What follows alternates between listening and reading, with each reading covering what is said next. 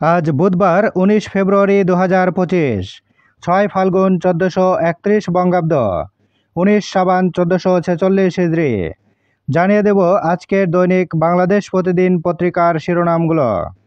জাগো বাহে তিস্তা বাঁচাই কর্মসূচিতে তারেক রহমান। তিস্তার পানি করুণা নয়, ঘুষ চান আদালতের কর্মচারীরা। ৬৬% বিচারকের মত, সাপোর্ট স্টাফরা ঘুষ চান। বিচারাঙ্গনে দুর্নীতির ৮ কারণ সংস্কার কমিশনের প্রতিবেদনে।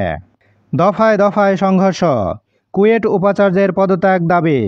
ঢাবিতে পাল্টাপাল্টি বিক্ষোভ বৈষম্য বিরোধী ছাত্র আন্দোলন ও ছাত্র দলের।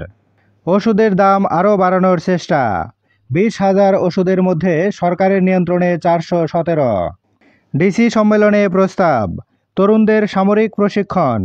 ডিসিদের নিপীড়নে ব্যবহার করছে ফ্যাসিস্টরা, আইন উপদেষ্টা।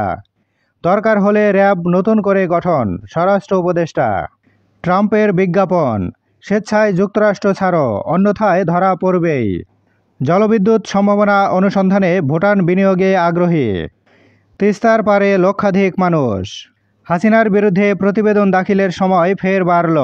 জামায়াতে আমির, আজহারুল মুক্ত না হওয়া পর্যন্ত আন্দোলন। প্রতিদিন দৈনিক পত্রিকাগুলোর শিরোনাম জানতে লাইক, কমেন্ট এবং সাবস্ক্রাইব করুন। এবার শেষের পাতা। শব্দদূষণ থেকে মুক্তি মিলছে না, সড়কে শৃঙ্খলা ফেরানোর তাগিদ বিশেষজ্ঞদের।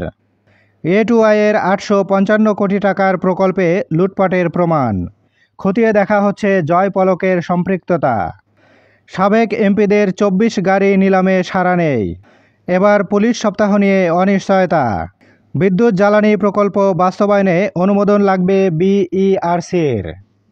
মির্জা ফখরুল ইসলাম, ন্যূনতম সংস্কার করে দ্রুত নির্বাচন দিন। সড়ক দুর্ঘটনায় ৩ শিক্ষার্থী নিহত, অবরোধ ভাঙচুর। পুলিশ ভেরিফিকেশন বাদ, ৩ নির্দেশনা পাসপোর্ট ইস্যুতে। আগে সংসদ নির্বাচন চায় বাম গণতান্ত্রিক জোট। দিল্লিতে বিজিবি বিএসএফের বৈঠকে দুই পক্ষই অনড়।